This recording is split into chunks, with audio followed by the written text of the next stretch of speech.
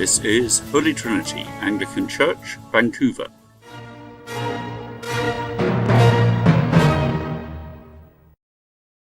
Canon John Alderman of Church Pastoral Aid Society, CPAS, said, "Most preachers only have one basic sermon theme, and then ask me what mine was." I've pondered that question from time to time and the assumption behind it. Perhaps you're in a better position to answer it than I am. Something I keep on coming across in my ministry is a need to remind people that bad things happen to good people, even to Christians. In a way, I find it remarkable, but I should need to remind people of this. Why on earth should people think that it should be otherwise? As Christians, we are followers of Jesus. Look at what happened to him. And he was a good person par excellence. Then there's what happened to Jesus' first disciples. John 21:18. When you are old, you will stretch out your hands, and someone else will dress you and lead you where you do not want to go. Jesus said this to indicate the kind of death by which Peter would glorify God. Then he said to him, "Follow me."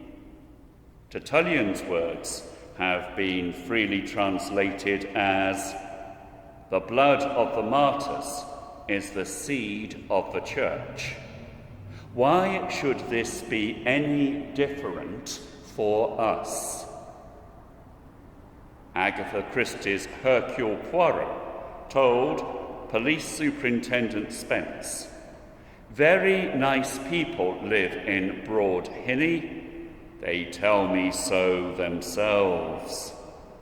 Perhaps that's how we like to think of ourselves, and it can lead to a religion of niceness. But does that accord with reality, and is it in step with the biblical witness? Jesus said, "Do you think I came to bring peace on earth? No, I tell you, but division." Luke 12:51.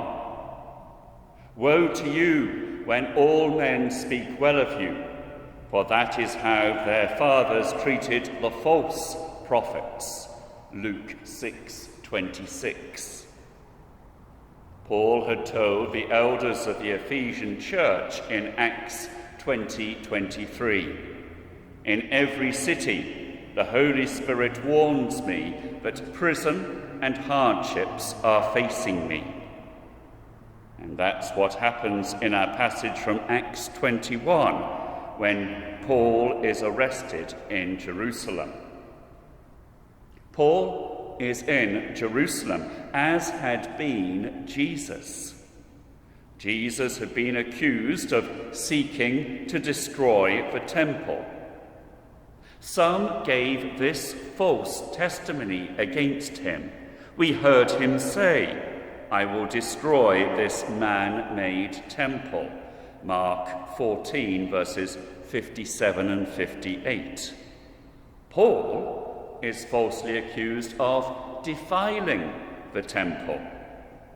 He has brought Greeks into the temple area and defiled this holy place. They had previously seen Trophimus, the Ephesian, in the city with Paul, and assumed that Paul had brought him into the temple area. Acts 21, verses 28 and 29. In both cases, Jesus and Paul, the mob is stirred up by the Jewish leaders. The crowd cried out to Pilate about Jesus, "Crucify him." Mark 15:13. The mob cry out to the tribune about Paul. Away with him. Acts 21:36. This pattern points to the fact that Paul suffers as one following in the footsteps of his master, Jesus. And that is the pattern, too, of all authentic Christian discipleship. Nova has said of Holy Trinity, we must be doing something right. What was the basis of this assertion? Strangely, perhaps, it was the opposition we had engendered. Is that strange, or is it to be expected? I know this line of argument can be a slippery slope. There is no basis for being deliberately objectionable. Yet, the writer of the book of Hebrews tells us, consider and meditate on Jesus, who endured from sinners such bitter hostility against himself. Consider it all in comparison with your trials, so that you will not grow weary and lose heart. Paul was not provocative or aggressive. He had been as accommodating as possible to the Jews who opposed him. He understood them. He'd been one of them. But that didn't prevent him from being subject to fierce opposition from them. Widespread opposition can get stirred up by a hostile minority that deliberately misrepresents the actual situation. False inferences about what's going on are drawn from innocent facts. Faithful witness to Christ can be met by fierce opposition. So, what is to be done? It had been said of Paul, verse 28, "This is the man who teaches all men everywhere," and that much was true. Paul travelled 10,000 miles in the course of his 3 missionary journeys, and he would seek to reach for Christ and to teach anyone he came across. I am not ashamed of the gospel, because it is the power of God for the salvation of everyone who believes, first for the Jew, then for the Gentile. Romans 1:16. Corrie ten Boom titled the account of her ministry, "Tramp for the Lord." From the book cover. For the past 20 years, Corrie ten Boom has crisscrossed the globe, slept in more than 1,000 different beds, and lived out of suitcases, all to fulfill her God-given mission to tell people everywhere that Jesus Christ is reality, that he lives, that he is victor. I'm not suggesting that you have to tramp around the globe as did Paul and Corrie ten Boom. But I would like to quote from the mission statement of the Cranmer Group, where I was previously. Where do we live out our faith? Anywhere and everywhere. There can be no no-go areas. Wherever God places us, we should always try to bloom where we live.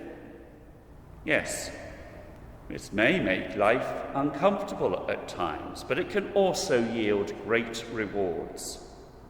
To continue on from my earlier quotation from Hebrews, endure hardship as discipline.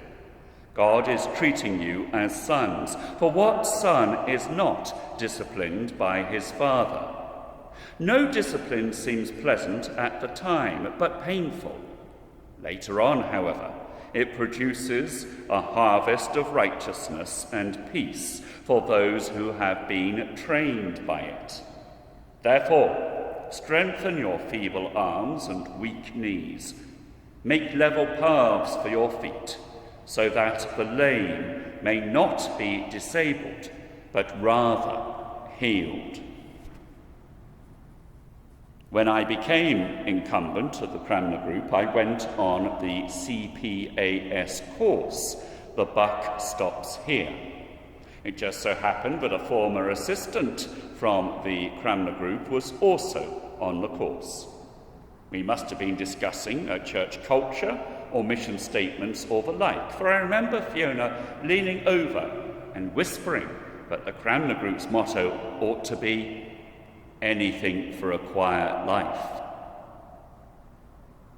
Verse 34.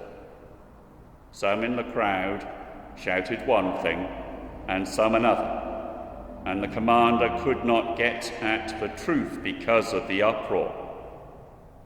I think that's a pretty good description of what we've been subjected to over the last year or so. I'm very loath to see anything good coming out of the coronavirus situation, and certainly not out of the general response to the virus. And yet, just possibly, it could play a part in God's design. Could it stir people out of the complacency of assumed niceness? Is the response to hunker down on our own efforts, to turn to government and the like to save us? In other words, more of what we've become increasingly used to. I've seen plenty of evidence that that's what the powers that be, including the media, would like. Or do we accept it as a wake-up call to see the world for what it is, broken and in need of a remedy that only God can provide, the good news of Christ crucified? To quote Hercule Poirot once more, there is nothing in the world so damaged that it cannot be repaired by the hand of the Almighty God. I encourage you to know this, because without this certainty, we should all of us be mad. Soldiers of Christ, arise and put your armour on, strong in the strength which God supplies through his eternal Son. From strength to strength go on, wrestle and fight and pray. Tread all the powers of darkness down and win the well-fought day. Amen.